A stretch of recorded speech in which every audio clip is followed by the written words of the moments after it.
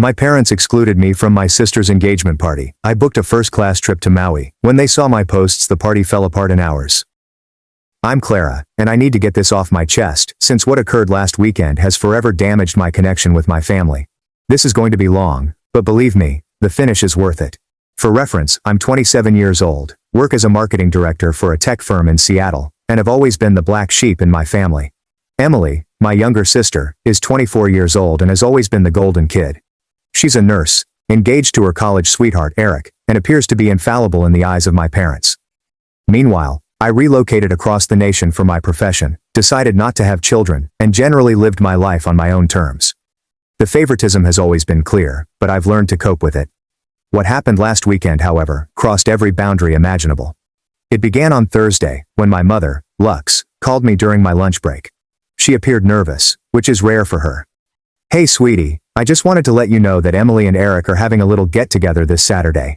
Nothing fancy, just a casual thing with close friends. I thought it was strange she was informing me about a random party I wasn't invited to, but I dismissed it." Okay, that seems entertaining for them.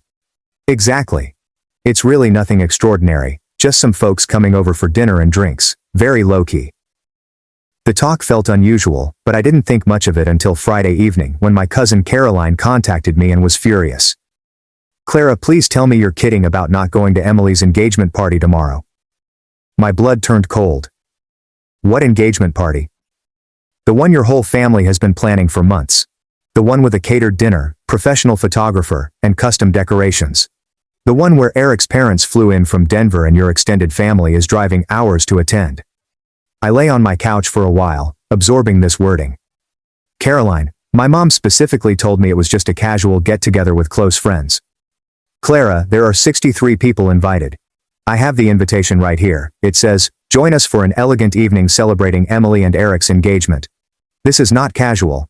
After Caroline sent me photos of the elaborate invitation, complete with gold foil lettering and RSVP cards, I called my mom back.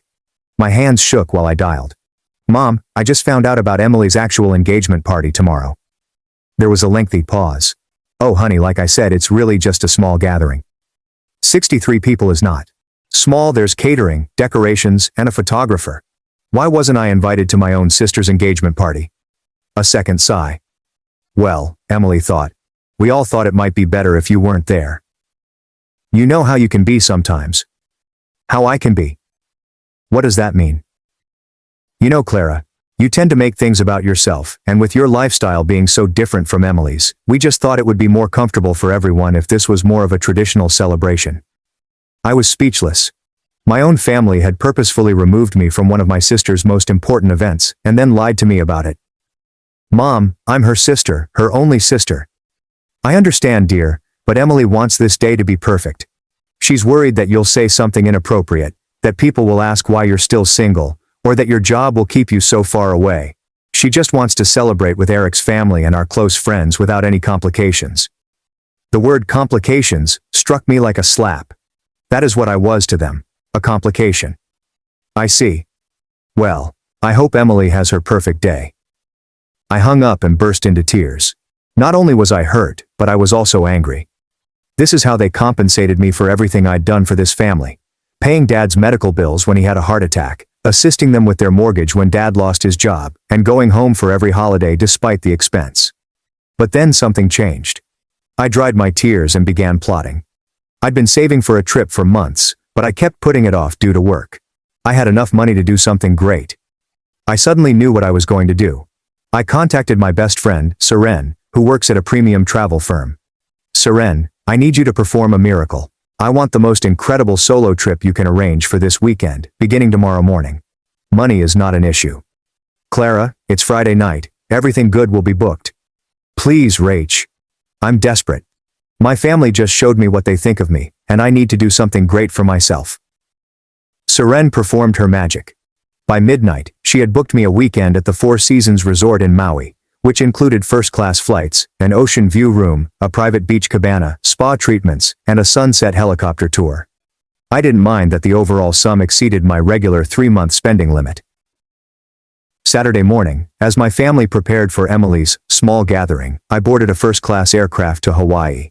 I chose to capture everything on social media, but not in a vengeful manner. I sincerely wanted to celebrate my own life and prove to myself that I deserved wonderful things, even if my family didn't believe so. My first post featured a photo of my first-class seat and a glass of champagne. Sometimes you have to celebrate yourself. Off on a spontaneous solo adventure to Maui. Here's to new beginnings and knowing your worth. The reactions were instantaneous. Friends were astonished and thrilled for me. Several coworkers expressed jealousy.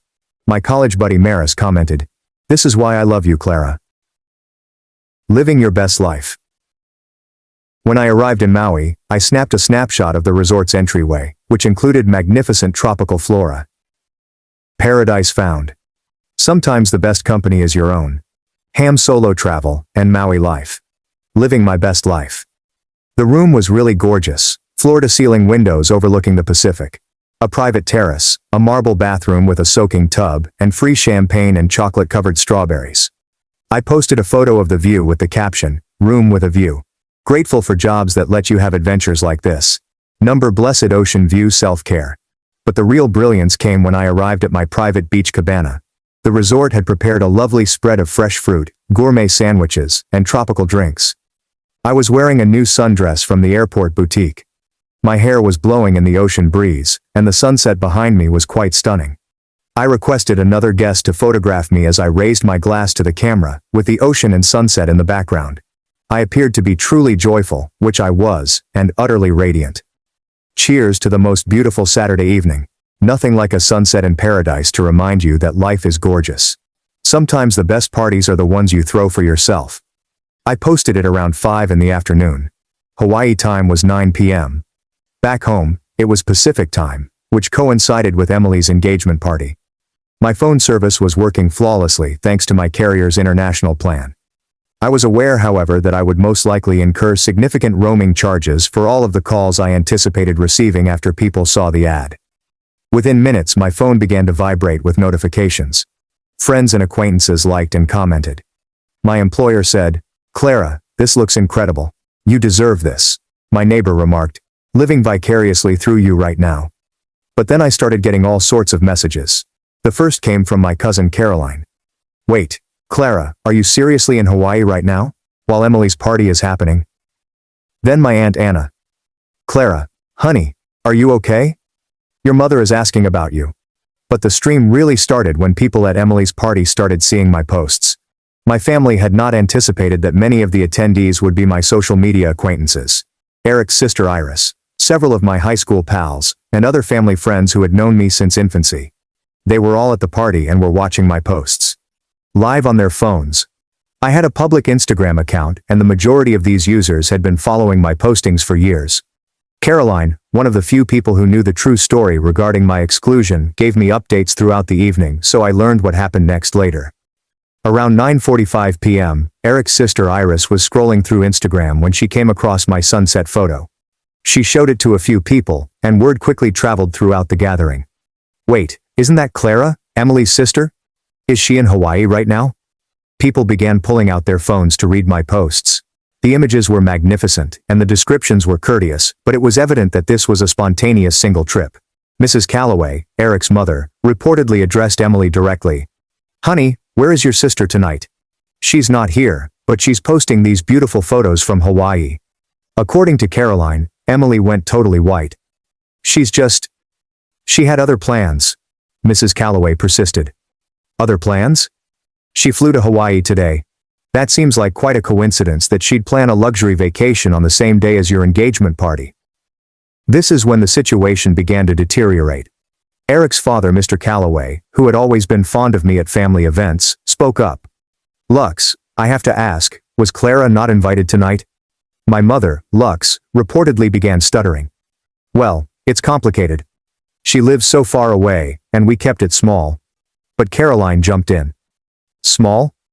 There are 60 people here. And Clara lives in Seattle, not Antarctica. She could have easily flown here if she'd been invited." Eric's parents exchanged looks. Mrs. Calloway remarked, "I specifically asked about Clara when we were planning this because I wanted to meet her, but you told me she couldn't make it due to work commitments." That's when everything unraveled. Emily burst into tears and said that they had not asked me because they were concerned that I would cause trouble or make disrespectful comments about the relationship. Eric appeared shocked. Emily, we didn't talk about not inviting your sister. I assumed she couldn't come due to distance or work.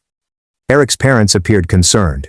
Mrs. Calloway exclaimed, I cannot believe you would exclude your own daughter from her sister's engagement party and then lie about it. The party atmosphere changed radically. People were uneasy, muttering amongst themselves, and several guests began making reasons to depart early. But things grew worse. Aunt Hillary, my father's sister, appeared to have been drinking and refused to accept any of my family's reasons. She raised her voice so that everyone could comprehend. This is absolutely disgraceful. Clara has done more for this family than anyone else. She paid for Jack's medical bills, helped with your mortgage, and flies here for every holiday despite living across the country. And this is how you repay her? By excluding her and lying about it. While she's off living her best life in Hawaii, you're here making excuses for treating your own daughter like garbage. Caroline was furious. Eric's parents opted to leave. Mrs. Calloway informed Emily, we're disappointed in how this was handled. We'll talk more when emotions aren't so high. By 10 p.m., over half of the 60 guests had left early. Emily was crying in the restroom. Eric was arguing with my parents in the kitchen, and the professional photographer was uncomfortably packing away his equipment because the party had completely fallen apart. That was when the phone calls began. The first call arrived around 10:20 p.m. Hawaii time is 1:20 a.m. back home. It was my mother, and she was crying uncontrollably. Clara, honey, you need to come home right now. The party is ruined.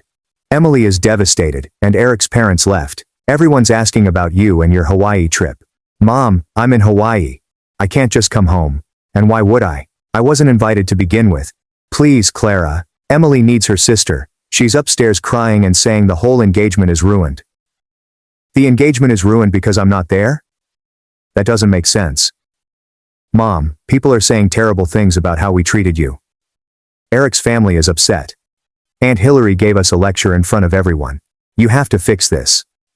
I have to fix this? I have to fix the situation where you deliberately excluded me and lied about it? Emily grabbed the phone. Clara, you're being so selfish, she exclaimed through tears.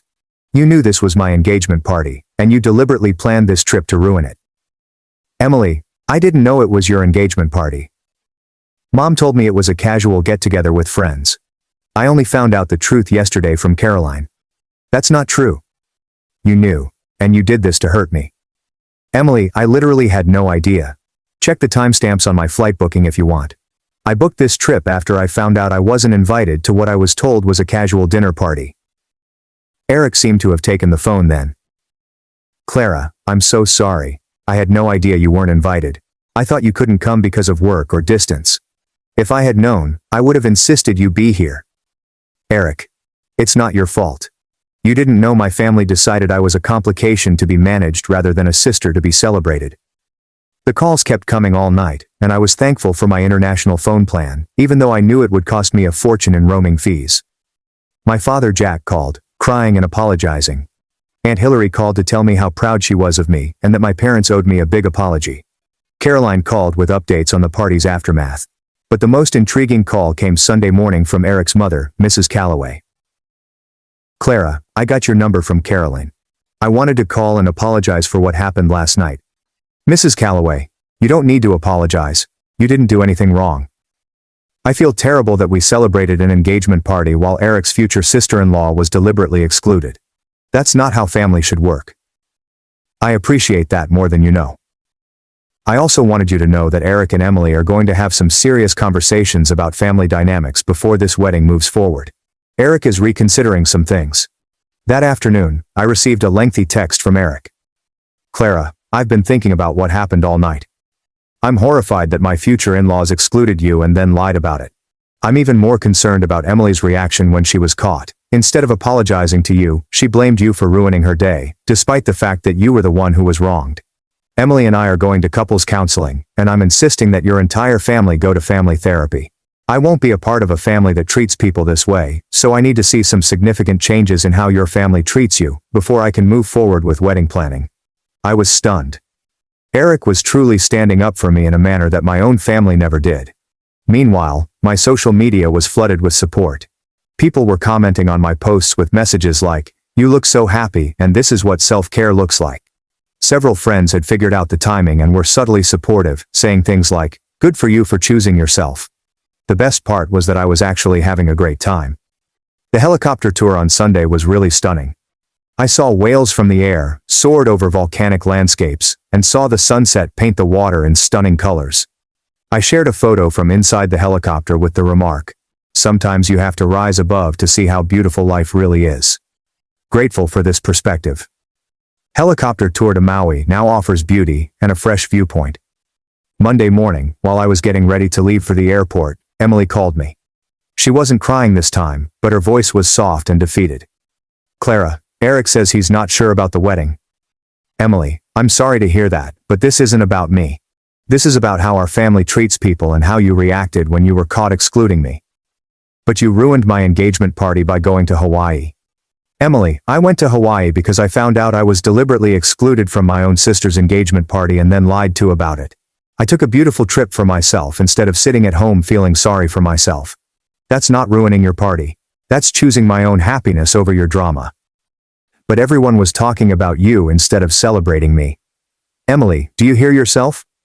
Everyone was talking about the fact that you excluded your own sister from your engagement party. That's a choice you made, not something I did to you." There was a prolonged pause. "Eric wants me to apologize to you." "Do you want to apologize to me?" Another pause. "I don't think I did anything wrong by wanting my engagement party to be perfect." "Then we have nothing more to discuss." I hung up and blocked her number. The flight back was bittersweet. I'd enjoyed the best weekend of my life, but I was returning to a drastically different family scenario. When I came home, I had 17 missed calls from my parents and a dozen text messages urging me to make things right with Emily. But before I called my parents, I needed to understand what had transpired. I sat in my apartment on Tuesday evening, going at images from Hawaii, and began to reflect on all of the signs I had missed over the years. There came my college graduation, and my parents spent the whole ceremony discussing Emily's acceptance into the nursing program. During the subsequent family supper, the topic of Emily's accomplishments came up often. When relatives inquired about my marketing degree, my mother promptly responded with information about Emily's clinical rotations. Then there was the time I was promoted to marketing director at the age of 26, becoming the youngest person in that position at my company. I called home, ecstatic to tell the news. My father, Jack, replied, "That's nice, honey. Did we tell you Emily made Dean's List again? Or the Christmas when I flew home after working 18-hour days to make the trip possible, bearing expensive gifts for everyone? Emily had forgotten to bring me anything, so my mother quietly gave her one of the things I had brought for Mom to give to me instead. Emily felt so bad, Mom explained. We didn't want her to be embarrassed." The medical bill scenario was particularly illuminating now that I thought about it. When Dad had a heart attack 3 years ago, I promptly deposited $5,000 to cover the deductible and expenses. I didn't hesitate, didn't ask for repayment arrangements, and simply sent the money because family helps family, right? But 6 months later, when I was dealing with my own financial problem when my car was damaged, and my insurance company underpaid me, I inquired if they might provide me with a $2,000 temporary loan. I would have repaid it with interest within 3 months. "Oh honey, we're still recovering from Dad's medical expenses," she said. "Maybe you could ask your company for an advance." Caroline reported 2 weeks later that my parents had given Emily $3,000 to help her settle into her new apartment with Eric. "They're so generous," Caroline had commented. Emily was stressed about moving in together and having nice furniture for Eric's parents to see. I had taken out a credit card cash advance to cover my transportation costs while my folks decorated Emily's love nest. The mortgage scenario was considerably worse in retrospect. Dad lost his job 2 years ago as part of a layoff. They were 3 months behind on their mortgage payments and faced foreclosure procedures. I depleted my whole emergency savings, $12,000, to catch up and give them breathing room. "Clara, you saved our home," Dad remarked through tears. "We'll pay you back as soon as I find work." Jack did find work, and it was a fantastic job that paid even more than his prior position. Instead of repaying me, they used their newfound financial stability to give Emily a lavish graduation celebration after she graduated nursing school. The celebration cost at least $8,000. I knew since Caroline assisted with planning and said that the catering budget alone was $4,000. When I politely inquired about repayment after viewing the party expenses, Mom became defensive. Clara, we're still getting back on our feet. And Emily's graduation was a once-in-a-lifetime event. Surely you understand that Emily's graduation was once in a lifetime. But my financial sacrifice to keep their home was just expected family duty. Once I started searching, the pattern appeared to be everywhere. Every holiday I flew home, spending money on flights that I could barely afford as a young professional trying to advance my career. Emily drove 2 hours from her apartment, paying approximately $40 on gas. But I was the one who never made time for my family because I lived so far away. Emily was concerned about her nursing boards, so I spent weeks on the phone with her every night, assisting her with her studies and providing emotional support. When I was dealing with a horrific situation with a previous supervisor who was sexually assaulting me, I contacted home for help and was told, well, maybe you should consider whether moving so far away from family was worth it if your job situation is so difficult. They did not offer to help me get a lawyer, expressed outrage on my behalf, or even asked follow-up questions about what was going on. Instead, they cited my problem as evidence that my life choices were incorrect. But when Emily had a disagreement with a tough patient's family at the hospital, the entire family rallied around her. Jack investigated her rights as a healthcare worker. Mom complained to the hospital administration, and the family spent dinner discussing techniques for dealing with workplace obstacles. The same type of problem, but radically different amounts of support. Even my professional success was somewhat troublesome. When I was published in a local business journal for my unique marketing strategy that boosted our company's client base by 40%, I eagerly shared the piece with my family. Emily responded, "Must be nice to have a job where you get attention for your work. As a nurse, I save lives every day, and nobody writes articles about me." My parents responded by echoing Emily's comment and adding, "Emily has such a humble heart. She serves others without needing recognition." My professional success became evidence of my vanity in comparison to Emily's wonderful altruism. Another obvious example of double standards was in the dating scene. I had been single for a year after breaking up with my ex-boyfriend Callum, who wanted me to return to our hometown and give up my profession so we could start a true life together. I chose my work and independence. My family's reaction was relentless pressure on my biological clock, suggestions that I was being too fussy, and gentle reminders that successful women must occasionally sacrifice to find love. Meanwhile, Emily dated Eric for 6 months before moving in together, got engaged 8 months later, and was praised for knowing what she wanted and not wasting time when she met the right guy. The same life decisions were phrased radically differently depending on whose daughter was making them. The more I thought about it, the more I understood that the engagement party exclusion was not an outlier. It was the result of years of being regarded as a secondary character in my own family drama. I was the daughter who could be relied on for financial assistance, emotional labor, and crisis management, but who couldn't be expected to behave appropriately during crucial occasions. I was trustworthy enough to save their home, but too embarrassing to involve in family milestones. The realization was absolutely liberating. I had worked so hard to get their acceptance and fair treatment, but the game was rigged from the beginning. Emily would always be the adored daughter who could do no wrong, while I would always be the troublemaker whose contributions were expected but whose presence was conditional. Caroline contacted Wednesday evening to provide additional information regarding the party's aftermath. "Clara, you should know that people are still talking about what happened. Not in a gossipy way, but people are genuinely concerned about how you were treated." "What do you mean?" "Well, Eric's Aunt Isolde pulled me aside at the grocery store yesterday. She said she's been thinking about the party all week and feeling sick about it. She kept saying, 'That poor girl was in Hawaii posting these beautiful happy photos while her family was celebrating without her. How could they exclude their own daughter?'" Caroline went on. "And Mrs. Varela from church approached your mom after service Sunday. She said she saw your Hawaii post and wanted to know why you weren't at Emily's party. When your mom gave some vague excuse about distance and timing, Mrs. Varela said, 'Lux, that girl flew to Hawaii on the same day as the party. She clearly could have flown here if she'd been invited.'" How did Mom react to that? Aunt Hillary, who was standing close, stated, "Your mom just changed the subject and walked away." However, Mrs. Varela informed several other individuals, and there is now an undercurrent of people questioning how your parents handled the situation. This was intriguing. The societal ramifications went beyond merely Eric's family being outraged. The broader community was beginning to recognize the situation for what it was. "There's more," Caroline explained. "Eric's cousin Lucian, who's getting married next spring, specifically asked his fiancé to make sure you get an invitation to their wedding. He said, After seeing how Eric's future sister-in-law was excluded from the engagement party, I want to make sure we don't accidentally overlook anyone important. That's really thoughtful of them, I replied. Clara, people are viewing this as a warning story, and everyone is now reviewing their own guest list to ensure that they are not omitting people who should be invited. Your circumstance is making others reconsider how they handle family members. The ripple effects were greater than I had anticipated. My family's turmoil was sparking a community discussion about how families should regard one another. My college friend Maris called on Thursday, bringing another revelation. We'd been doormates freshman year and kept in touch via social media, but we hadn't spoken in months. Clara, I hope this isn't overstepping, but I saw your Hawaii posts over the weekend, and I've been thinking about them ever since. Oh, thanks. It was an incredible trip. The thing is, I remember how you used to talk about your family dynamics in college.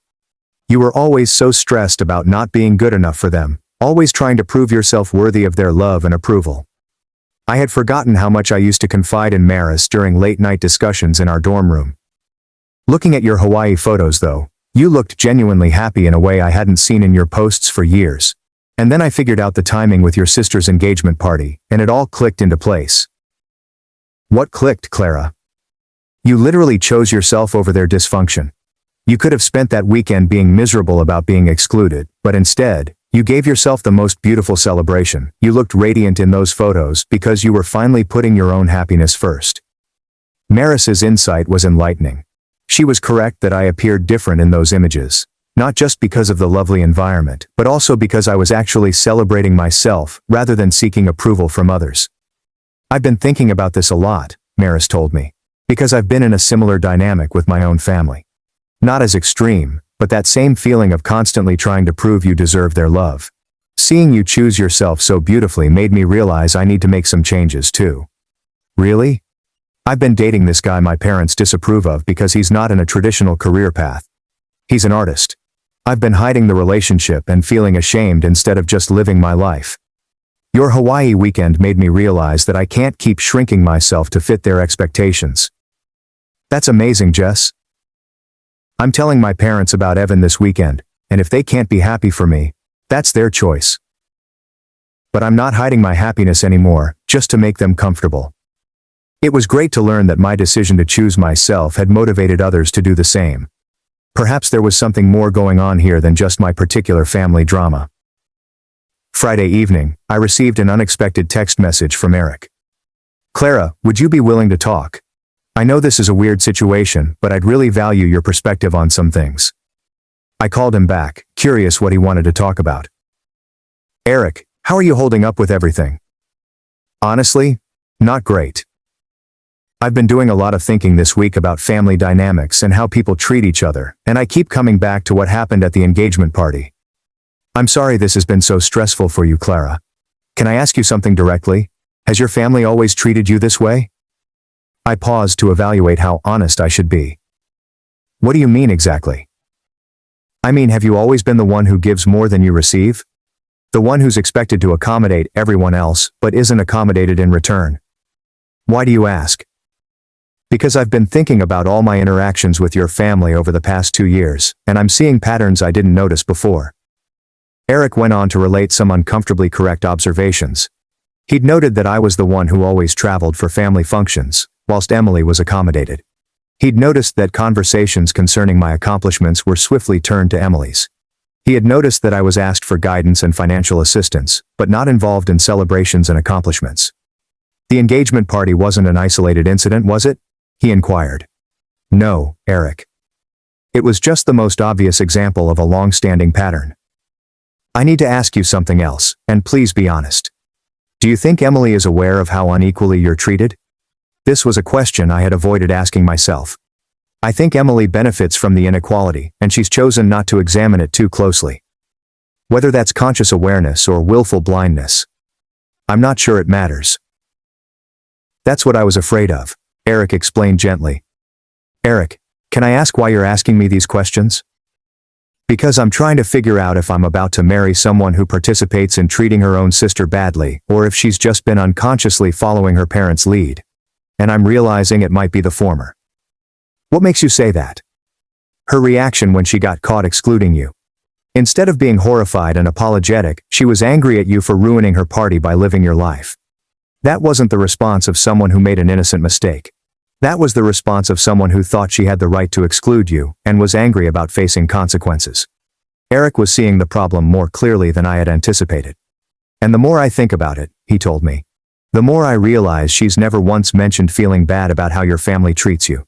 She's never advocated for you or questioned whether things are fair. She just accepts the benefits of being the favorite and doesn't think about the cost to you. Eric, I don't want to be the reason your relationship ends. Clara, you're not the reason. Her character is the cause. The engagement party simply made it impossible to ignore. After we hung up, I recognized that Eric's questions had helped me clarify a crucial point. It wasn't only my parents' favoritism anymore. Emily was an adult who chose to exclude me and showed no remorse when discovered. That revealed something essential about her personality.